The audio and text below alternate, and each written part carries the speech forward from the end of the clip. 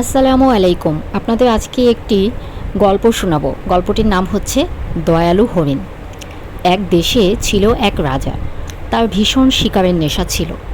কখনো কখনো শিকারের জন্য রাজা জঙ্গলে তাঁবু ফেলতেন, তারপর সেখানে কয়েকদিন থাকতেন। তখন তার সঙ্গী হতো তার মন্ত্রী, সৈন্য সামন্ত ও দেহরক্ষীরা। একদিন রাজা এক সোনালী হরিণের কথা শুনলেন লোকমুখে। হরিণটি তার রাজ্যেরই কোনো এক জঙ্গলে থাকে। সেই হরিণের সৌন্দর্যের কথা বলতে লাগল। রাজা ঠিক করলেন তিনি সেই হরিণটিকে শিকার করতে বের হবেন। তারপর রাজা শিকারে চললেন। তিনি সেই জঙ্গলে অনেক খুঁজলেন, কিন্তু হরিণটিকে কোথাও পেলেন না। এরপর রাজা জঙ্গলে অনেক গভীরে ঢুকলেন। হঠাৎ করেই তিনি সেই সোনালী হরিণটিকে দেখতে পেলেন।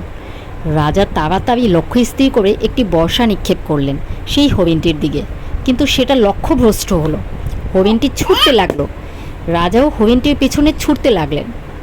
তিনি আরও কয়েকটা বর্শা ছুড়লেন, কিন্তু কোনোটিই লাগলো না হরিণের গায়ে। রাজা মনে মনে ভাবছেন হরিণটি খুব দ্রুত ছুটতে পারে, তাকে ধরা খুব মুশকিল। রাজা এবার হরিণের শিং লক্ষ্য করে বর্শা নিক্ষেপ করলেন, কিন্তু এবারও লাগলো না। হরিণের পিছু পিছু ছুটতে ছুটতে বনের আরও গভীরে ঢুকে পড়লেন রাজা, এবং তিনি একা হয়ে পড়লেন। তার লোকজন অনেক পিছনে আছে। হরিণটিও ছুটতে ছুটতে ক্লান্ত হয়ে পড়েছিল। সে একটি ঝোপের আড়ালে দাঁড়িয়ে বিশ্রাম নিতে লাগলো। ঠিক তখন সে রাজাকে দেখতে পেল ঝোপের পাশে। হরিণটি মরার মতো পড়ে রইল ঝোপের পাশে।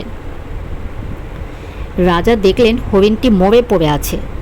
তিনি ঘোড়া থেকে নেমে হরিণটিকে ছুঁয়ে দেখলেন। সাথে সাথে লাফিয়ে উঠল হরিণটি এবং দ্রুত ছুটতে লাগলো। রাজাও তার পিছন পিছন ছুটতে লাগলেন। কিছু দূর যেতেই হঠাৎ হরিণটি পিছনে কি একটা শব্দ শুনতে পেল। সে বুঝল রাজা নিশ্চয়ই ঘোড়া থেকে পড়ে গেছেন। সে ফিরে এলো, কিন্তু রাজাকে কোথাও দেখতে পেল না। সে রাজাকে হন্য হয়ে খুঁজতে লাগলো। খুঁজতে খুঁজতে সে এক সময় রাজাকে পেয়েও গেল। সে দেখতে পেল রাজা একটি গর্তে পড়ে আছেন এবং সেখান থেকে তাকে উদ্ধার করার কেউ নেই। সোনালী হরিণটিকে দেখা মাত্রই রাজা চেঁচিয়ে উঠলেন, ও সোনালী হরিণ, দয়া করে আমাকে সাহায্য করো, আমার জীবন এখন তোমার হাতে। তখন হরিণটি মনে মনে ভাবতে লাগলো, এই কিছুক্ষণ আগেই যে রাজা আমাকে খুন করার জন্য মরিয়া হয়ে আমার পিছু ছুটছিলেন, সেই তিনিই এখন আমার সাহায্য চাইছেন। মানুষের মন কি বিচিত্র। সে তখন বলল, ও রাজা, আপনি চিন্তিত হবেন না, আমি নিশ্চয়ই আপনাকে ওই গর্ত থেকে উঠতে সাহায্য করব।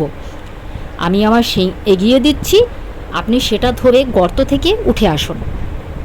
রাজা হরিণের কথা মতো তার শিং ধরে গর্ত থেকে উঠে এলেন।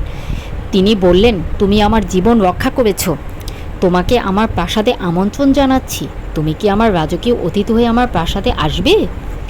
হরিণ কৌশলে রাজার আমন্ত্রণ এড়িয়ে গেল। সে বলল, আপনি ছুটতে ছুটতে গভীর জঙ্গলে ঢুকে পড়েছেন এবং আপনার লোকজন থেকেও বিচ্ছিন্ন হয়ে পড়েছেন। আসুন, আমি আপনাকে জঙ্গল থেকে বের হবার রাস্তা দেখিয়ে দিচ্ছি, আর সাথে সাথে আমরা আপনার লোকদের খোঁজার চেষ্টা করব। তারা নিশ্চয়ই আপনাকে হারিয়ে দুশ্চিন্তাগ্রস্ত হয়ে পড়েছে। হরিণ রাজাকে জঙ্গল থেকে বের হবার রাস্তায় নিয়ে গেল। সেখান থেকে রাজার লোকেরা রাজার জন্য অধীর আগ্রহে অপেক্ষা করছিল। রাজা হরিণকে ধন্যবাদ দিলেন এবং আবার অনুরোধ জানালেন রাজকীয় অতিথি হতে। হরিণ তখন বলল, ওহ রাজা, আমি একটি মুক্ত প্রাণী, আমি জঙ্গলে মুক্ত থাকতেই ভালোবাসি। বিলাসবহুল জীবন আমার জন্য নয়। আপনার প্রাসাদ আমার কাছে জেলখানার মতো, আমি এখানেই ভালো আছি। তবে আমি খুশি হব যে আপনি যদি প্রতিজ্ঞা করেন যে জীবনে আর কখনো কোনো অসহায় প্রাণীকে শিকার করবেন না। রাজা হরিণের কথায় রাজি হলেন, প্রাসাদে ফিরেও গেলেন এবং ফিরে গিয়ে রাজা ঘোষণা দিলেন তার রাজ্যে আর কোনো দিন কেউ কোনো শিকার করতে পারবে না। বন্ধুরা, কেমন লাগলো গল্পটি কমেন্টে জানিও।